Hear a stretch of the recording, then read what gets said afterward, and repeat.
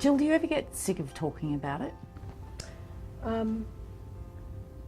No, because it's a part of my life. And I think also because of the physical injuries, I can't escape it. So there's no recovery. I don't get better. My legs aren't going to grow back.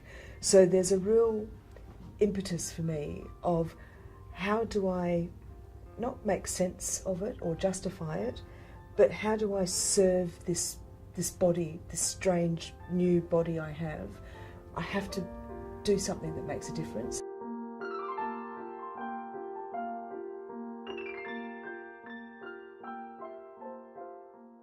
Jill, Paris, where do we start with that? I was absolutely devastated, and I felt really a sense of failure because I'm an advocate for peace. You know, what colleagues are trying to do. I work with some fantastic people throughout the world, many who are former extremists themselves, and this just felt like a great failure on our part of what else can we be doing. Do we go down the Martin Luther King route and replace hate with love? Absolutely, because that's the complete opposite. You know, but I still think as a population we have a very difficult understanding of when we use the word love, because if we talk about peace, love, compassion, they're things that feel very soft and very passive. And in situations like violent extremism, people are angry. You know, people have lost loved ones. People like me have lost my legs. I'm angry. I want action. How did you resolve those issues yourself, or have you? I grow in my anger every year, and especially now as a mother to a toddler, I'm limited, and limitations, they're the moments for me where I'm reminded I don't have legs, and I don't have legs because of the senseless act of somebody who decided to detonate a bomb. He made a choice, and that angers me because he saw me as his enemy, and yet he didn't ask me. We never had a dialogue, so he presumed a whole lot of things about me, a whole lot of things about the people that I stood with in that carriage on that morning when he detonated his bomb. That's not okay. But also, I was shown the most incredible unconditional love by humanity. Humanity saved my life. And that is what really has wrapped me, shielded me, and can let me continue on this path without any bitterness or hatred.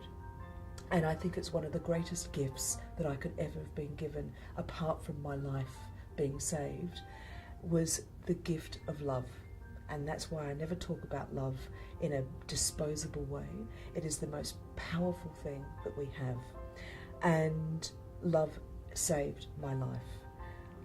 I realised that when I was in hospital and I looked at the armband that was my identifier, and it chillingly read, "One unknown, estimated female." And in those words, I absolutely clearly understood that people had risked their lives to come and save one unknown, estimated female. And no one ever gave up. You approach what's a very serious subject and crucially important to the world now with a big sense of humour. Because even when the then Prime Minister John Howard came to visit you, you were cracking gags with him. First, when he walked in, I just said, could we not talk about politics? I think he was very relieved at that. And then there were just, the odd talks about, instead of a prawn on the Barbie, let's just stick another leg on the Barbie. There's a lot to smile about. There's a lot to laugh about, because I came so close to not being here. So right from the beginning, I was high on the idea that I was alive, that I was still Jill, that I still found certain things very funny that a lot of people didn't. When did the idea for Mad for Peace come? When? Quite quite soon afterwards, a sort of a year or so for me to really affirm what I wanted to do. So the understanding of how to devote my life to something, to making a difference, happened in the carriage.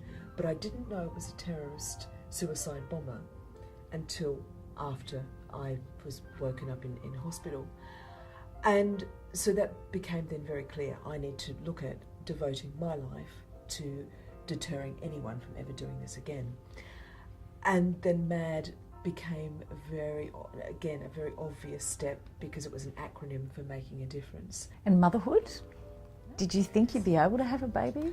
Incredible. We'd lost a baby before, Emily, and that hit me very hard. She's the perfect baby for me, though, because with the extraordinary things added to our life, she's the right child. And even things with the legs, beautifully, she'll go and get my legs and she'll plop them down and she'll say, park. Oh. So that's right, we've got to go out now, legs on. Wow. You know? So it's just beautiful. Has she figured out that Mummy's a bit different? Apart from the legs. Yes, well there is that. We won't go there. I don't think yet she understands that I'm different to other mums, and it'll be wonderful to see that unfold as she starts to realise that not everybody's legs comes off. You set yourself 10 challenges a year. It's not like you haven't got enough already. This year's special. This marks 10 years since the London bombings, and I really wanted to explore how I respond to that as an anniversary. And so I set about looking at how can I communicate some really big messaging around fear, and each challenge connected to a charity, so I'm therefore raising money for an awareness for a charity.